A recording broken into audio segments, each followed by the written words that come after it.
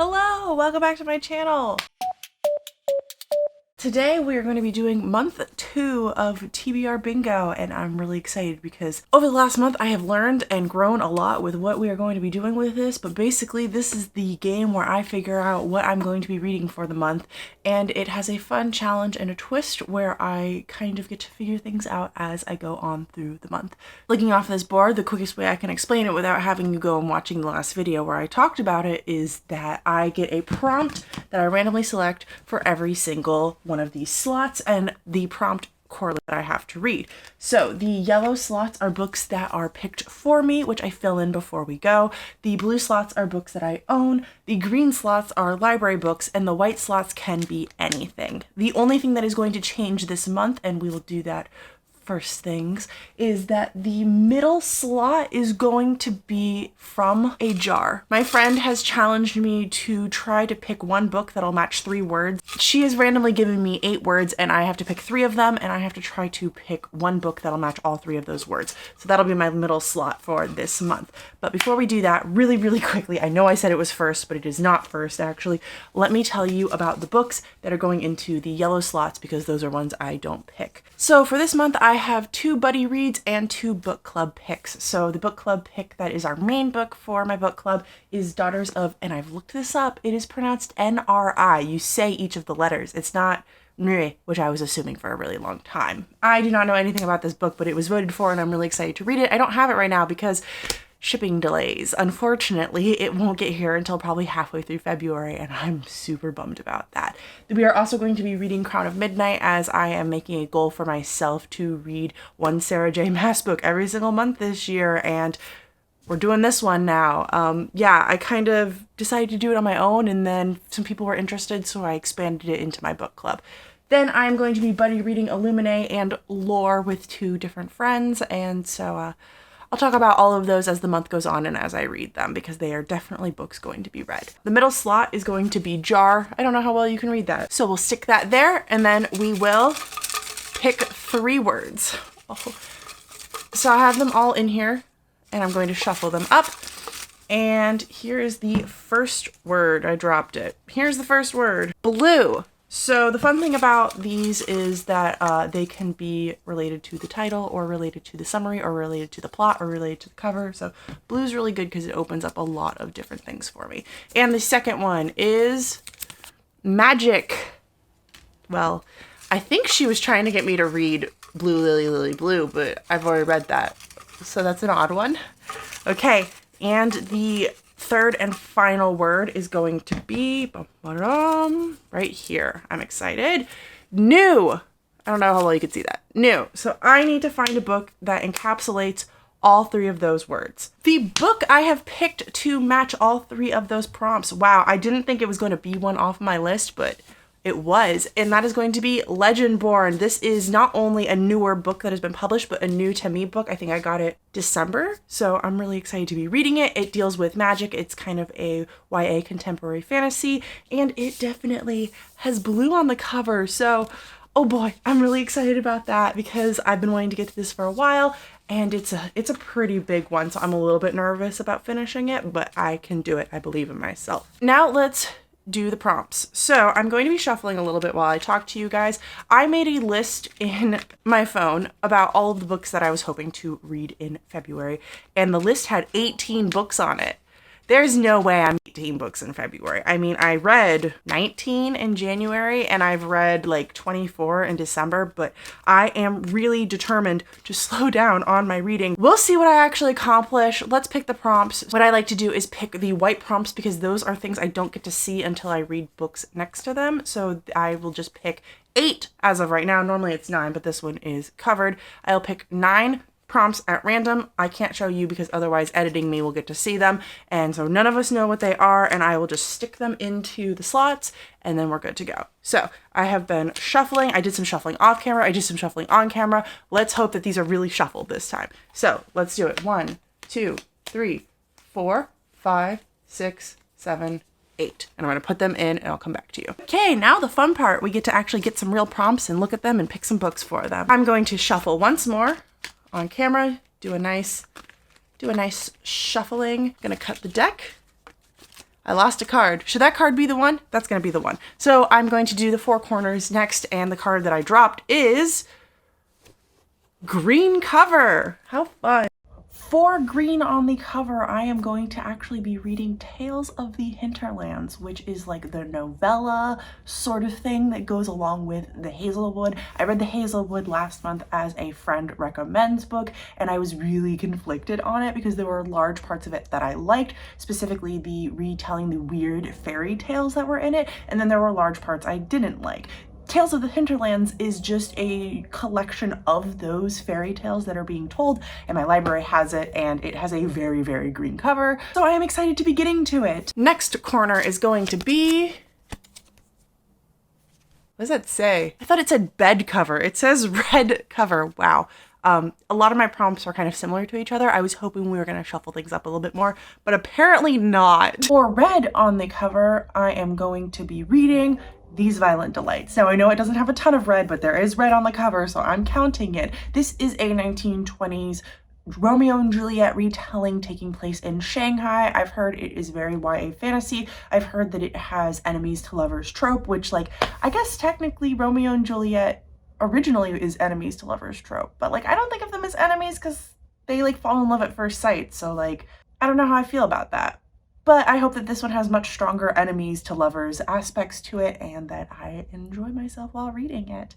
And the next one is Upside Down. Title does not contain letter S. So yeah, this is hard, but not as hard as title does not contain letter T, or title does not contain letter E. I found out last month that those are both extremely difficult ones to find. Title that does not contain an S, I am going to be reading Annihilation. So Annihilation is a body horror, thriller horror book about these, I believe it's just women, but I might not be correct on that, who are sent to this planet to, I think, cultivate it, and then things go wrong. I'm really not totally sure about it. I am putting an effort forward this year. I haven't officially said anything, but I've put an effort forward to try to read more horror and find out what specifically I like. And so far, I've really enjoyed all of the body horror that I've read. So I found a list on Goodreads of books with good body horror, and I'm reading through them, and Annihilation was like number 3 on that list, which I had already read 1 and 2. And the last one is also Upside Down. Repeat author. So this is also a repeat card. There's going to be lots of repeat cards because there are 25 slots on the board, and as of this moment, I only have 50 cards. So we're going to repeat, but I'm hoping that we'll get to see all of the cards eventually. And the final library book is really weird one because I actually own it, but I'm going to be reading the library copy. Is going to be A Gathering of Shadows. So I own it, but I'm going to be listening to the audiobook from my library. I have it borrowed, so I'm really excited about this. This is from V.E. Schwab, whom I have read before many, many times. This is actually a reread for me. The first time I read it through audiobook. This is the sequel in the, what is this series? A Darker Shade of Magic? That's what the first book is called, so I'm going to assume that's what this series is called. And in this world, there are 4 Londons. There is Red London, which has magic, White London, which is collapsing, Grey London, which is like our London, magicless, and Black London, which has collapsed. And we are following Kel. He is the prince of this land. He's adopted, and he is the messenger between the Londons, and he comes across this girl named Lila Bard. Nope, I can't say that. That's a spoiler. Anyways, he comes across Lila Bard, who is a pirate and a woman and just trying to make the best out of her life. So I'm excited to be getting back into it. I am rereading this series. I meant to reread all of it last year, and that didn't happen. So I'm rereading the second 2 this year. I think the reason why it didn't happen is because when I reread the first one, it wasn't quite what I remembered, and I didn't love it as much. But I've heard that this one holds up. Now it is time to do the blue slots, which are, once again, books that I own because I'm trying to clear off my physical TBR and get a lot of those books read. And I am going to be including things like arcs or things that are sent to me because I own them now, right? The first one up is, I think all of my cards are upside down, honestly. I need to switch it up. Character same as me. So that can mean that the character is female, that can mean that the character is white or Italian American as I am, or that can mean that the character is asexual, or that can mean that the character is of a certain age, so in their 20s. That can mean a lot of different things, as long as I find some similarity between me and the main character. Of course, bonus points, which Bonus points don't matter for shit, but bonus points if I have more than one in common with the main character. For the card character the same as me, I decided to go with The Traitor Queen, which is the sequel to The Bridge Kingdom, which is a book that I read. Since it's the sequel, I won't tell you what it's about, but I will tell you that the first book is about this girl who was raised in isolation her entire life and then is married off to the enemy's king, and she is supposed to learn enough about his kingdom and him and help her father defeat him. But of course, once she gets there, not is all as it seems. And I